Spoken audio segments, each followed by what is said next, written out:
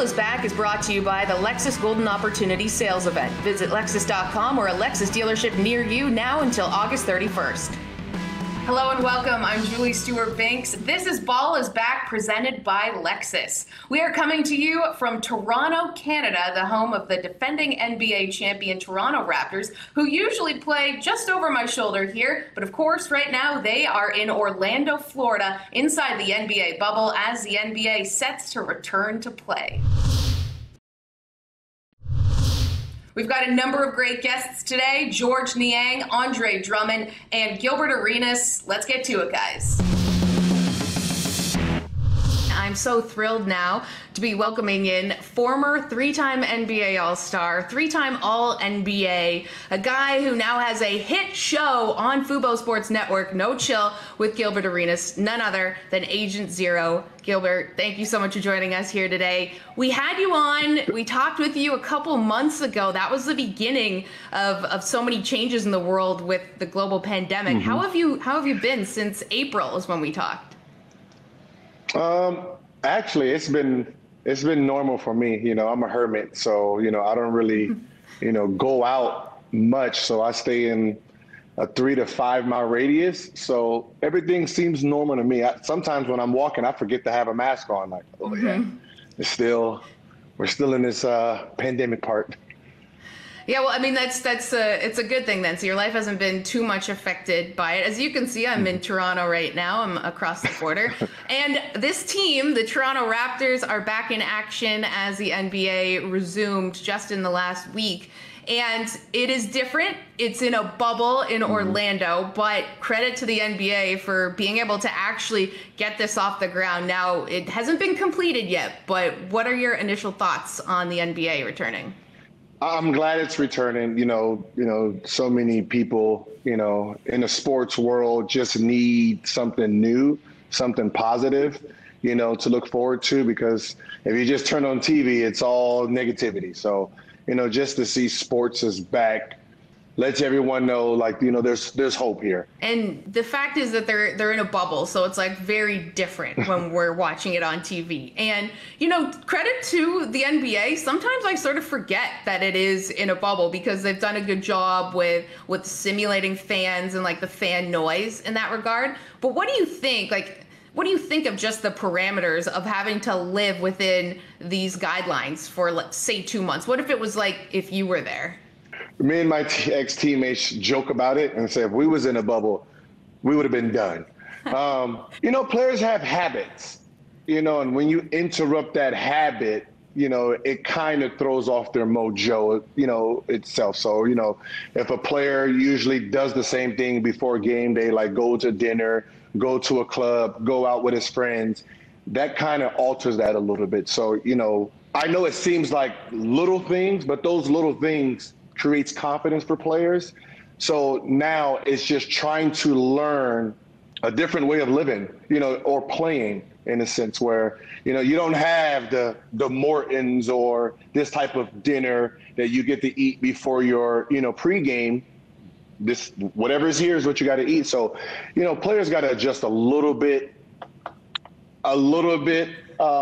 more than what they would have to, if they just go to a different city or a different country. Gil, when you mention the bubble life and you mention all these other things, what are the intangibles that we don't maybe understand? When we see teams come back, we expect them to pick up exactly how they left off, but that's not always the case. I heard a lot of excuses, before the bubble started, and the excuses were COVID-19, and then protesting.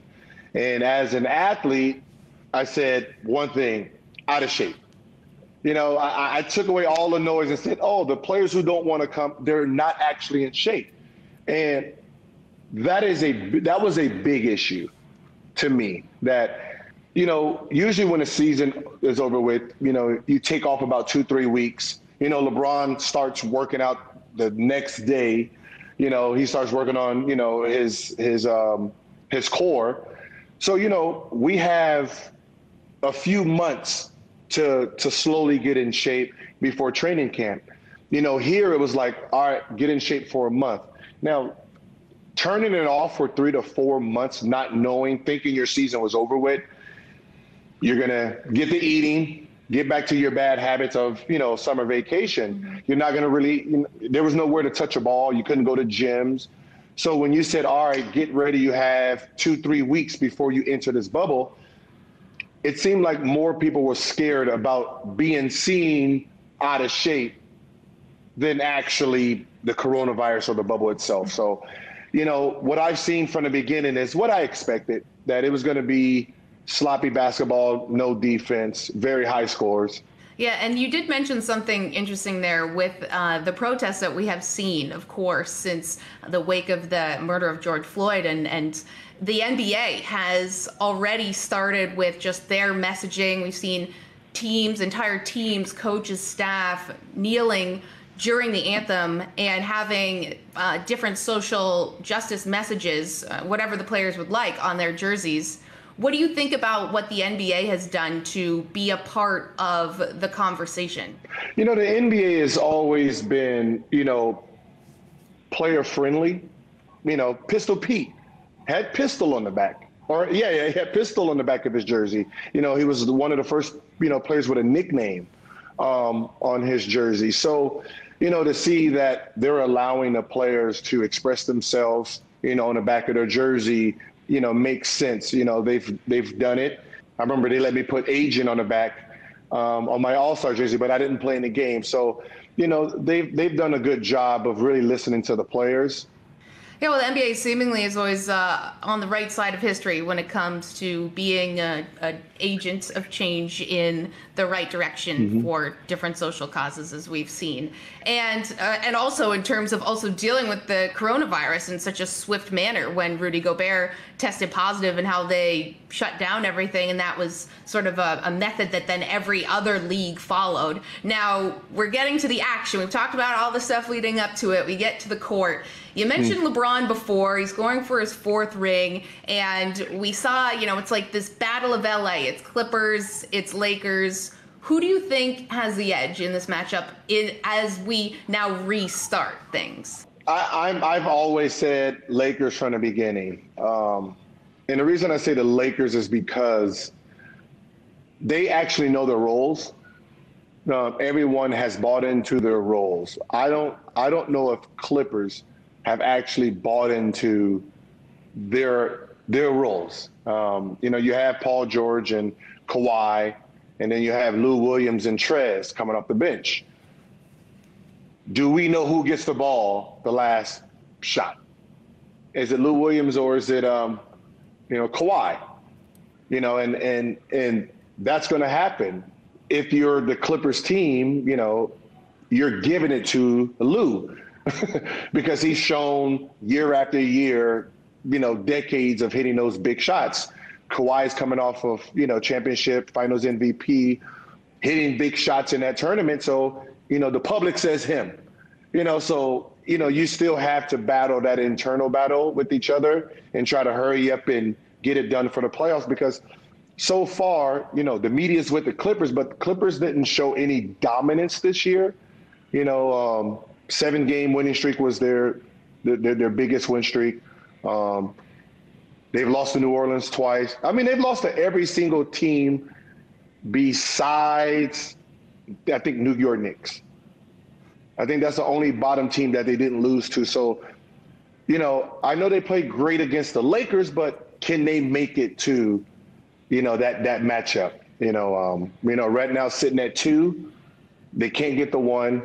Looks like a Houston, Denver, Utah, 2 teams they'll be playing, which I don't want to play if I'm the Clippers. I don't want to play James Harden, which they will beat, but he will wear them down.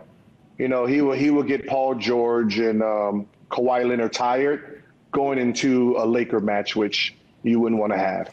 Yeah. So I put my money on Lakers.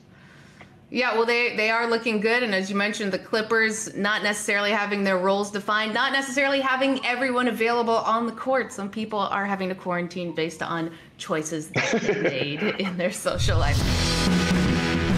We've got a whole lot more to come with Gilbert Arenas, and we'll also be joined by Andre Drummond and George Niang. This is Ball is Back, presented by Lexus.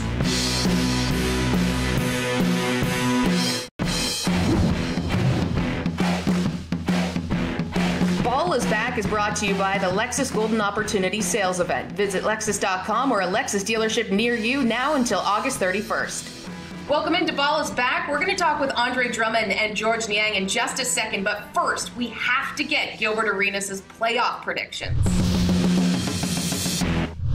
There's one spot still up for grabs that a couple of teams in the West are going for, that 8th seed that the Grizzlies are currently in when we are doing this interview, and the Spurs and Trailblazers really putting up a good fight. Gil, who do you see walking away with that final seed? I want the Grizzlies or Portland because, I like Grizzlies because I played there, and then I got, friends on Portland, so. But if I'm Grizzlies, I'm just going to keep it real. If I'm Grizzlies, why am I fighting for a position that I already have? Like, I already have the 8th seed, so why are we making new rules for my seed? Like, this is, so if I was Grizzlies, I'll be offended a little bit that, all someone has to do is get in within, 2? Yeah, it's 2 games, and then we have a playoff. Playoff, yeah. Why? I'm 2 games better than them. I'm in, but I guess, it's entertaining. It gives the guys 1 through 7, it gives them more rest, I guess. Why these two, fight it out. It is the Grizzly spot to lose at this point. And speaking of things to hold on to and not lose, we're in the City of Champions right now, the Toronto Raptors, of course. They put up a great fight against the Lakers on Saturday night, beating them as well as beating the Miami Heat in a tight contest on Wednesday. And so, Toronto, whatever, they are who they are. They don't have Kawhi. They're in a country completely different from the rest of the league. But to you, what do you think it makes the Raptors' identity unique in when they do face opponents? They don't really seem scared. Being the champs, you already have that swag that you are the champs, and no one has rights to that championship until you actually go through us. And that's how it's always been through history, that no matter what our record says, we are still the champs. I remember when Cleveland went to the finals and LeBron left and Tristan Thompson is talking about, we're still the team to beat in the East. Like, no, you're not. But in theory, I get what you're saying. So, with Toronto being who they were, the last champions, that, they're still going to come into, the playoffs with the little swagger that they're carrying from last season. Yeah, a little bit of a chip on their shoulder, just because they can't get no respect everywhere they go. But speaking of someone who deserves a lot of respect, Giannis Antetokounmpo, who has sort of picked up where he left off. When you talk about teams to beat in the East, they have to be the Milwaukee Bucks, even missing a couple of players who are still, trying to get back from having dealt with COVID. They're still the team that should win the East this year. I've never been a fan of the style they play. It's more of a regular season style. Reminds me of the Suns during my era. They're great for regular season, but when the playoffs come, that same style doesn't work. So if you have your 5-4, whatever he decides to play that game, trying to come full court with it, and you don't have enough shooters to relieve him, everyone's just going to build a wall around Giannis and then say, all right, let everyone else beat us. And I remember when Miami did it. So when the playoffs come, they're going to have troubles with those defensive teams that just is going to sit on them. Toronto 1, Miami 2, and, you got Boston 3, where you have 3 teams that they have nothing to lose, and it's going to be a defensive game. And you're going to have to try to outscore teams that are just built for defense, even though you're a great defensive team. Right, exactly. Yeah, they've been a great defensive team. And just sort of on the flip side of maybe a team that one of those that you just mentioned could play is the New Orleans Pelicans. They haven't been that dominant since they've come into the bubble. And Zion Williamson is who we really watch on this team, and based on a couple different stipulations, has minutes that are limited. You coach kids, you're around a lot of young players. If you were dealing with Zion Williamson, how would you go about playing him? Because he says he's very frustrated at the moment. The Pelicans, they really had a tough decision here. You have a guy who started off the the season being hurt. He came back, played very well, and then he's been off for 4 months. What has he been doing for 4 months would have been my biggest question. Do I risk him coming back getting hurt because he's out of shape? Because he's still a rookie. So I'm pretty sure he wasn't like LeBron and Westbrook, working out, getting fit, preparing just in case. So if I didn't think he was tip-top shape, I wouldn't have risked him coming back anyway, because he's my franchise. Us, fighting hard to make the playoffs would mean that I needed these guys in full shape 1,000% to go fight. Just for optics, I'm not going to, jeopardize my players for optics. Right. In the bubble. So to me, when he left, whatever excuse that he had then will still have been relevant. Family issues until this is over with. I wouldn't have risked them anyway. Right, and especially dealing with the pandemic, where we're not necessarily sure even just how this will affect the bubble and how long this will be going on for. You don't want to lose a player because of it. And Gil, on that point of you being around so many young players, how do they interpret everything that's going on? Because it is a completely different landscape. It's a completely different world. How do they view their basketball futures in the middle of a global pandemic? And this is where wisdom from the older generation, older basketball players, coaches, to keep them motivated, because what they don't know is this: wherever you were, you only have two options. Distance yourselves away from the pack or get caught. There's no staying the same. If you were the number one player, either you're going to keep working to stay number one, or you're going to get caught by number 2, 3, 100. Because these kids are working. You have kids still working, kids still grinding. So, this is not a time where you just say, all right, I'm going to hide myself in a house, and then when I come out, I'm going to regain. No, when you come out of the bubble, it's going to be a rude awakening. You're going to come back thinking you're at one place, and these kids are going to be blowing past you, and you're going to quit because you're so far removed, or you're going to have been taking that challenge, and you're going to be like, you know what? I wasn't going to start, and I took advantage of this bubble situation, and now next season I'm going to be a starter. So I tell the kids, just work. Don't worry about if there's going to be a season, if there's not going to be a season. You keep training as if you're going to be playing. Yeah. Here's your chance to catch and do things that you weren't going to be able to do if that season would have been normal. Well, that's a great positive, motivating spin on a very precarious situation where many players don't even know if they will have school coming up in the next few months, let alone basketball. So very wise words from a man, luckily, who is helping to impart that wisdom with these young kids. And Gil, we really appreciate you joining us here today. And good luck on your show that is doing so well here on Fubo Sports Network. Guys, make sure you check out No Chill with Gilbert Arenas. Still ahead, Andre Drummond and George Niang join us on the program. We're going inside the bubble. This is Ball is Back, presented by Lexus. What's up? This is Gilbert Arenas, a.k.a. Agent Zero. You can catch me on Ball is Back. Let's go, baby.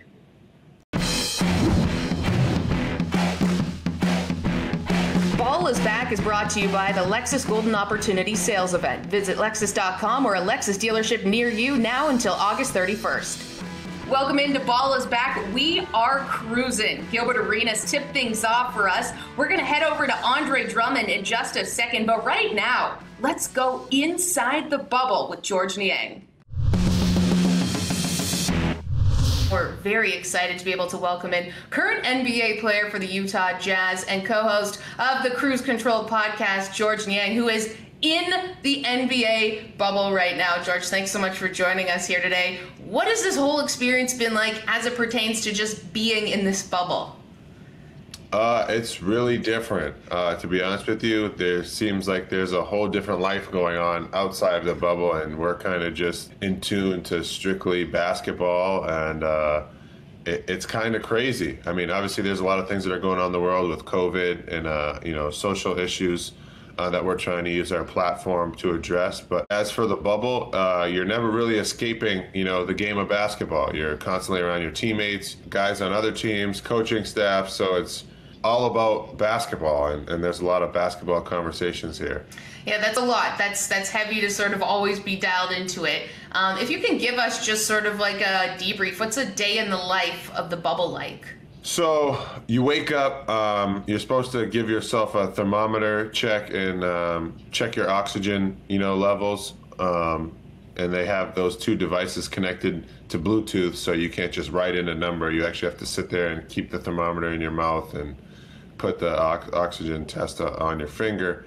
Then I usually get up around like 9:30, go get some treatment, which all of us, our trainers have a hotel suite where we kind of have like our training tables and different machines. Then we usually have practice around like noon, probably for, 2 or 3 hours. Try to watch a couple games to push the day through, play a little ping pong, maybe fish. Usually when we had time off, we would golf. Then you kind of just wind down and either play cards, Uno, whatever you want to do, and go back to sleep. That's really how it goes, unless there's a game day where you really have the whole day to focus on, what you're going to be doing during the game. Sort of sounds like summer camp. Like you never really can leave. There's all these different activities you can do, though. Yeah, the millionaire summer camp. We can't wait for our parents to come pick us up. Now, you guys have been in the bubble for a couple weeks now, right, at this point. Where you are right now, what do you think it would be like if you were there for another 2 months? How mentally stable do you think you'd be? We've been here for exactly a month now, or 31 days. Who's counting? Yeah, exactly. And the first couple weeks were tough. Like the first 2 weeks were tough because this wasn't the normal for me. When I was in quarantine in Utah and everything was going on, I could come and go as I pleased as long as I wore a mask. I was dealing with the real world. I was driving a car. Not everything was being done for me. I kind of had the feel of like, all right, this COVID thing is going on, but it can get in my normal routine. I can go do this. I can go do that. In the bubble, you're kind of limited to certain activities. Great activities. The NBA has done a great job of, where it's a bowling alley, movie theater, visiting other hotels, golfing to keep us entertained. Now that the games have come along, you're playing day after day after day, and you never know what day it is now. It feels like because it's just rolling into one, and I could see myself doing another 2 months here. Obviously, I really miss my family. That's the biggest thing for me. But I think once you get into a routine, everything kind of becomes seamless, and you can kind of just push it to the side. At the end of the day, this is a job, and we're doing a lot of great things socially, using our platform to speak out on things that are wrong and talk about doing the right thing. So I think this is all important for us to really embrace this, and I think we're really doing that. So much more to come with George Niang, Andre Drummond, and Gilbert Arenas. This is Ball is Back, presented by Lexus.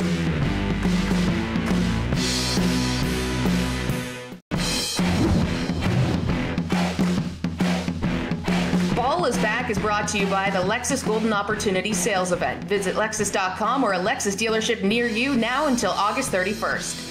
Ball is back, and we're in full court press with Gilbert Arenas, Andre Drummond, and George Niang, who's back with us now. You mentioned what it was like beforehand and dealing with the coronavirus, and of course, your team and Rudy Gobert were sort of the catalyst for the NBA to have to make a very important decision. And for you, having gone through that, being right there when this all happened, how do you sort of describe the gravity of that moment and how perhaps it's affected you guys and you personally? It's really scary to think of, we were the first team, to really have to go through that and quarantine for 14 days and sit in our locker room for 6 hours while we all got tested. But when we get out on the court, it's something that has brought us all closer. We had to go through things that nobody else had to go through, with two of our guys getting it and worrying of how we're going to get home, and because we were stuck in Oklahoma City and the drama, that filled that. We've kind of embraced that and realized what we have to do to continue to stay close, and we've had more adversity than a lot of teams. So I think it's honestly brought us closer, and I don't want to say it's our identity that we were patient zero, but it's something that we kind of feel has brought us closer and brings a bigger purpose to us being down here. Right. And regardless of, what happened, you guys really helped sort of lead the charge for so many different other leagues in the world for the better. And let's get to the court, though. You had a big win. You're coming off a big win. You're looking ahead to a game at 11 a.m. Mountain Time. We're recording this on Thursday. I don't even know what day it is anymore either. What would you guys say would be success for the Utah Jazz in the bubble right now? What does that look like? Winning a championship. Obviously, as winning as many games as you can. We're 2-2 right now. We want to win the next 4 to finish 6-2 to finish out the season, and hopefully we can get that 3rd or 2nd spot or 4th and realistically win a championship. I don't think that's out of the realm for us. When you get out there, that's what you compete for. And having the no fans kind of evens out the playing field, right? You're not traveling across the country or traveling to another person's arena where they have a home court advantage. Yeah, there's pumping in fake fan noises, but there's no real authenticity, when it really comes to the flow of the game. When you're playing at someone's arena, there's natural flow and energy where, like, if someone goes on a run, you kind of can take that energy back and, push through with your team. Here you're just playing, and sometimes it feels like a glorified practice out there, just with refs. There's a bunch of cameras around, but you really have to lock in and understand the magnitude of each moment while you're out there. And sometimes that gets lost, and that's why, some top teams lose. You see the Clippers lost to the Phoenix Suns. Nobody would have thought that to happen. You see the Thunder beat the Lakers. A lot of things can happen, and I think that, if you come in with the right mindset and you're a close-knit group and you can go through a lot, and there's a lot of X factors off the court, like you said, being able to handle being away from your family, and you never know what a team is going through. And if you can sweep them under the feet and beat them while they're going through something, then you have a chance to win a championship. Big thanks to George Niang and Gilbert Arenas for joining us here, but don't go anywhere. Andre Drummond is up next. This is Ball is Back, presented by Lexus. Hey, this is George Niang of the Utah Jazz, and you're watching Ball is Back, presented by Lexus.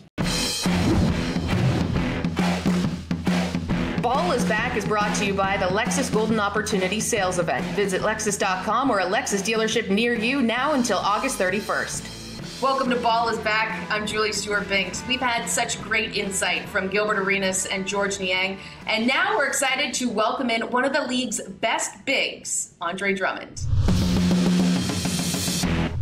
I am so thrilled to be able to welcome in our next guest, 2-time NBA All-Star, 3-time rebounding champ from the Cleveland Cavaliers, Andre Drummond. Thank you so much for taking the time to join us here today. Andre, it has been a wild couple of months as we've been dealing with this global pandemic. What's it been like for you? Where are you? How is life?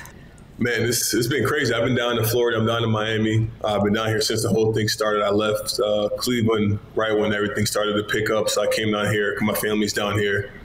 And it's just been wild, just not being able to play and just watching the news and seeing how crazy this virus is really taking over the world. And it's been very boring for me. I can't do any more home workouts. I think I've maximized my body doing like body weight things. I can't do it anymore. I need to get into a gym and lift real weights. Other than that, I mean, I just spent a lot of time with family, just a lot of self-reflection. This is the most time I've ever had doing nothing. So just taking a lot of time to take care of myself and my body. Yeah, a completely different couple of months than what you would normally be doing. And you mentioned just everything sort of changing. What was that like from like a current NBA player perspective when we saw everything just shut down when Rudy Gobert contracted the virus? we were all at a standstill at first, when everything started coming out and then they were testing players, finding out what's going on, and the whole thing with Rudy. Once that came out on his end, and everybody found out that he had the virus, I think that's when the NBA said, all right, it's time to shut this down because his virus is a lot more serious than displayed on TV. And once we shut it down, then that's when everything kind of blew up from there. I think once the NBA shut down, the whole world was like, all right, this is a lot more serious than we expected. And for us as players, it's weird because it's like we kind of stopped right when the season's getting ready to end. A lot of teams didn't get a chance to fight for that other position to get to the eighth seed. A team like myself, I'm getting traded to Cleveland. I haven't got a chance to get acclimated to my city yet. Meeting my teammates, getting cool with the coaches. I haven't got a chance to do any of that yet due to the virus. So it's such a weird time, and especially now too, it being like 4 or 5 months of doing nothing. I'm almost numb to it now. It's like I'm not used to it. Like, it bothers me that I'm not doing anything. I want to be able to run around and do something. Yeah, I can't even imagine. And even with NBA coming back, you guys aren't there. I mean, that's just got to be so strange. What's it like now watching the league come back and you guys aren't playing in it? So for me, I got a chance to sit front row with the virtual courtside seats. I got a chance to do that. I did an interview for them during the halftime. And just watching the games from there and like seeing myself on like live TV, like on a monitor, it was like kind of weird, like not having fans. It's like they could hear us cheering for them. It's just a quiet arena and just the announcers and the players, coaches, and all the staff in one gym. I mean, we kind of call it's like an AAU game, kind of like there's nobody in there, just you, basketball, and the sound of the floor squeaking. That's really it. And for me personally, not being in the bubble definitely affected me a lot and my teammates too, because we definitely want to play. Especially me being traded to Cleveland and not getting a chance to play with the guys as much yet, too. Hasn't been fun for us on our end, so we're disappointed that we weren't called upon to go down to the bubble. Yeah, what kind of conversations have you had with some of your new teammates with the Cavs, where you guys do have to watch sort of this whole, in a way, this party, this summer camp happening, and you guys aren't there? What kind of like text conversations have you guys had? So we're all in a group message too. So we're actually planning on doing something with just ourselves. We're all going to come back to Cleveland and just start working out individually and trying to stay as safe as possible. Obviously, go through all the protocols, take all the tests, and make sure we're all healthy and that we can be all in the same gym at the same time. But other than that, there's not much you really can do because there's different steps you got to take to get to that anyway. So at this point, it's more of just we're going to try to do some things off the court just to, get acclimated and get adjusted to each other. Right, yeah. And when do you guys sort of plan on trying to do that? Relatively soon, probably the next couple of weeks or the next 4 or 5 weeks. We'll try to come together as one to do a couple of team bonding events, maybe go to dinner or set up something at one of the players' houses to, bond together. Yeah, because it is such a long layoff, like not playing, but also just not being around the guys and then watching all these other teams together.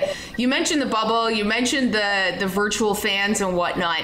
What are your takeaways of the bubble? I mean, the NBA at this moment has done a very good job of creating something in the middle of a global pandemic, but it has come at the expense of like a really weird reality for a lot of these guys.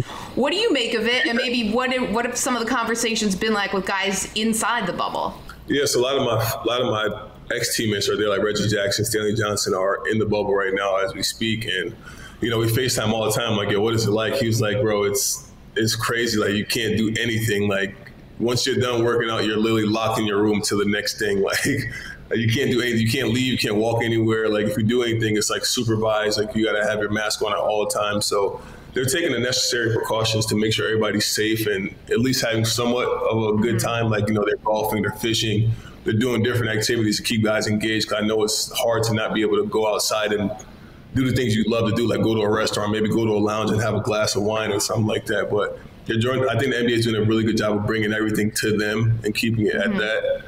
But I'd rather be down there than be at home. I'd rather play than sit at home and watch them play because I love playing the game.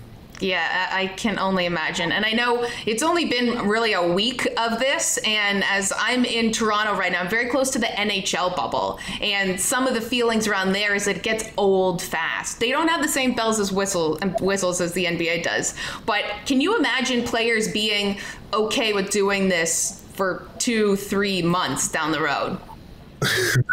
I don't see that lasting longer than a month, maybe. I mean, not me personally, I can care less. I mean, I really just want to play, but I don't think for most guys being locked away for 2-3 months is ideal. Mm-hmm.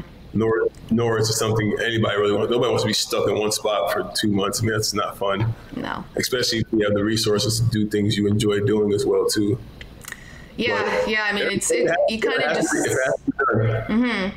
Yeah, it's the way to get it done. You're right, but it definitely takes a toll mentally. Now, getting to the action on the court, we're seeing all these teams coming back.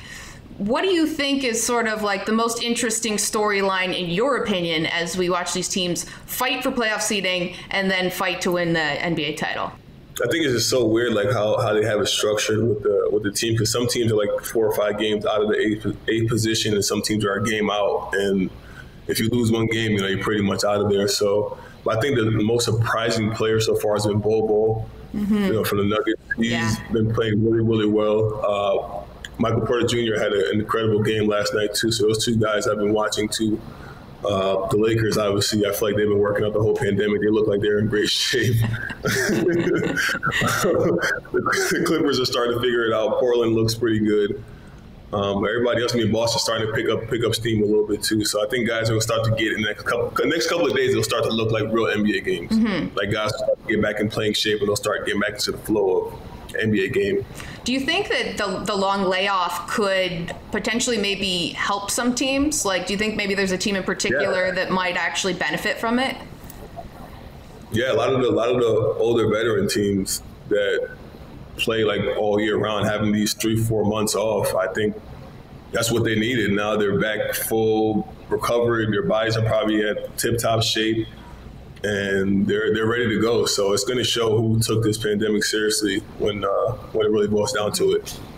You mentioned LeBron James, the Lakers. That is so much of the storyline this year. It really feels as though it's their title to lose because there's just been so much put into them, and they are the Lakers and it is LeBron. How do you feel about that? Do you think that they are sort of, this is either they win or bust for them? Yeah, I think at this point it's either they win it or they lose. I mean, I don't think there's much more you can really say about their team. I think they've stacked their team to the point where there's games he probably doesn't even have to play. They have a really good core group there. He does a really good job of leading his team as well, too. So it really boils down to what they want to do. If they want to win it all, they have a great chance of doing it. And if they mess around and give a team some life, they can definitely be beat. Mm-hmm. All right, well, let's look at some other teams that aren't always in the spotlight. Who do you think might be a dark horse of the playoffs that could come out of nowhere and do some damage? Milwaukee. Milwaukee for sure. I mean, there's not much really to say about their team as well, too. Giannis is carrying their team. I think the guys they've picked up, Wesley Matthews, you go on the list. Chris Middleton is an incredible player as well, too. He was a teammate of mine, too, so I love watching him play and watching his growth and how far he's made it. But I think they have a really good chance of beating the Lakers as well. Yeah, they're not really a dark horse, though. They're not a dark horse, but they're not talking about it as much. Everything has been the Lakers this, Lakers that, Lakers this, Lakers that, but you keep forgetting that team on the East. Milwaukee's a very, very good team. Yeah. But I think a dark horse, Boston could probably do it. Boston has a chance of being really, really good.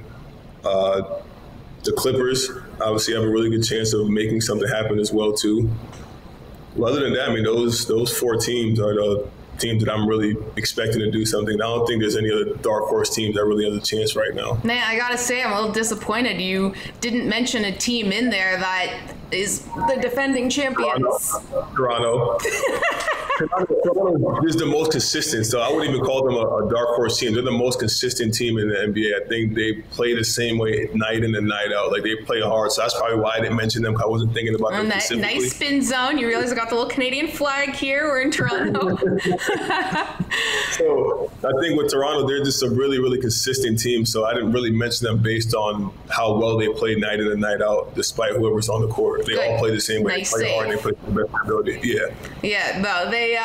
We know what it's like coming from Toronto. They're not necessarily the first team you think about because they are, from another country. They're a bit of a different dynamic here, but they figured out their identity, at least right now, without Kawhi. They play very, very hard. That is good, yes. And they especially against the Lakers and against the Heat this week. Still more to come with Andre Drummond, George Niang, and Gilbert Arenas. This is Ball is Back, presented by Lexus.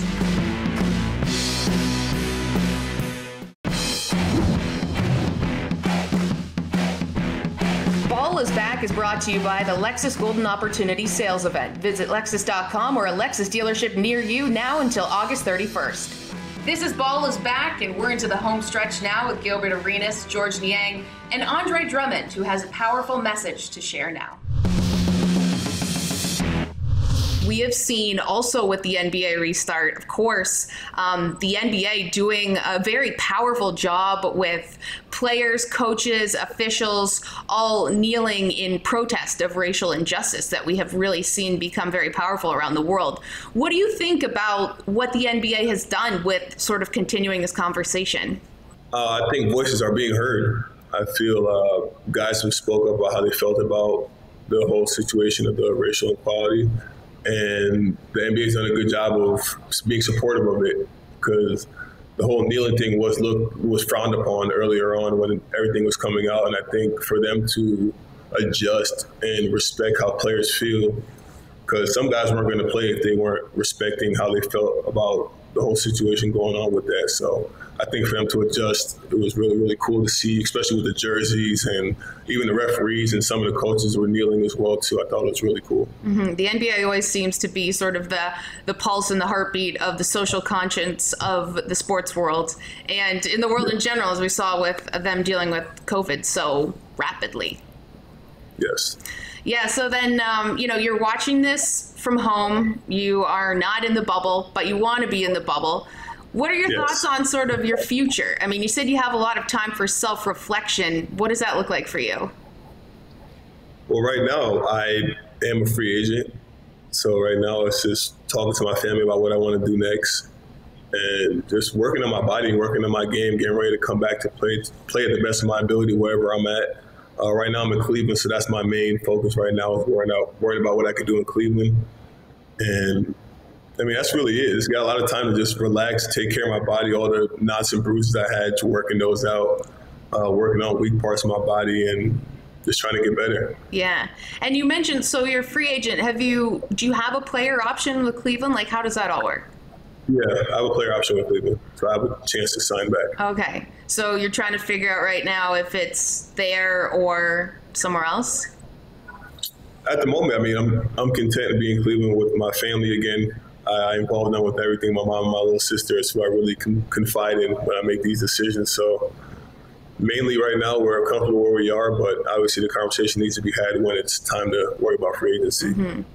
Yeah, I know what it's like during this time. You have a lot of time to think about everything, almost too much time at this. You're like, I just need something to happen so that I'm not like thinking about this thing right now.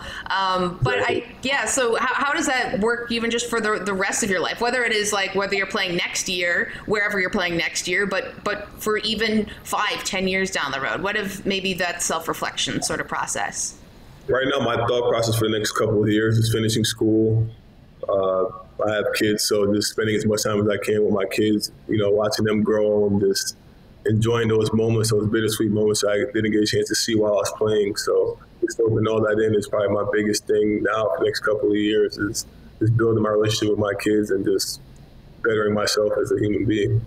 That's good. That's a silver lining of not playing, right? Is getting these moments, because so many athletes miss these moments for their kids' lives, Absolutely. Right? Now, I got to ask you, because we got you here, you know these players, you know these teams, they are dealing with the bubble, with all this kind of stuff. Who do you think ends up hoisting the NBA trophy this year? I don't know. I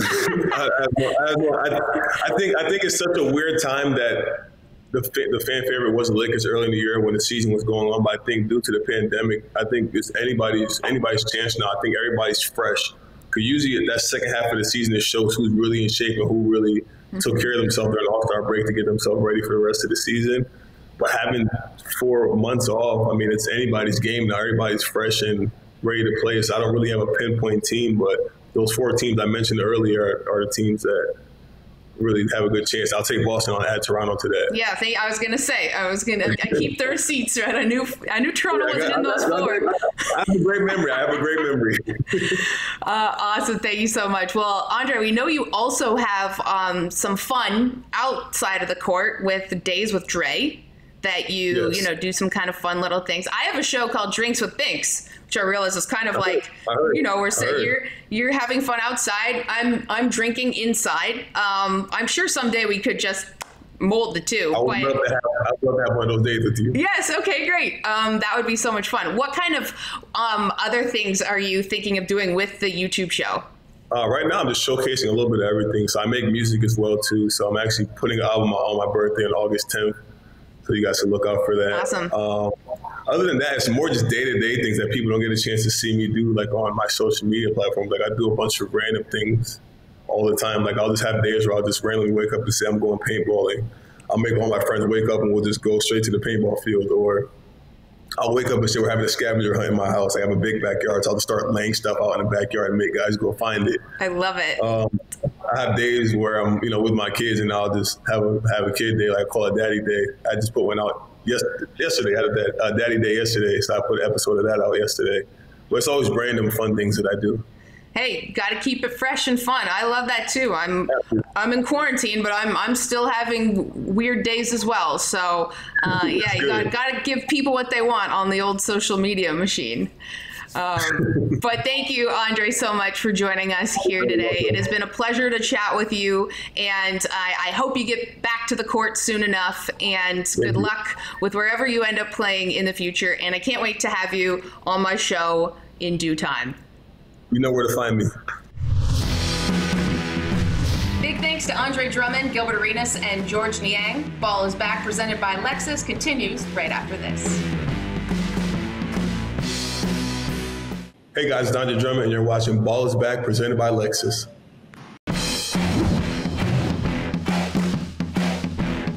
Ball is Back is brought to you by the Lexus Golden Opportunity Sales Event. Visit Lexus.com or a Lexus dealership near you now until August 31st. Thank you so much for joining us here today. We've had incredible insight from Andre Drummond, Gilbert Arenas, and George Niang on the return of the NBA season and the unique aspect of it happening within a bubble. There's so much stress and expectations on LeBron and the Lakers to live up to the hype. But in order to be the champs, you've got to beat the champs. And the Raptors are still kings of the North until proven otherwise. There's so much to look forward to as the season gets going. But let's remember, this is happening in a bubble because we're still dealing with a global pandemic. So make sure to wear your mask, wash your hands, and stay home to stay safe. Now, on behalf of everyone here at Fubo Sports Network, I'm Julie Stewart-Binks. Thank you so much for watching Ball is Back, presented by Lexus. Enjoy the games.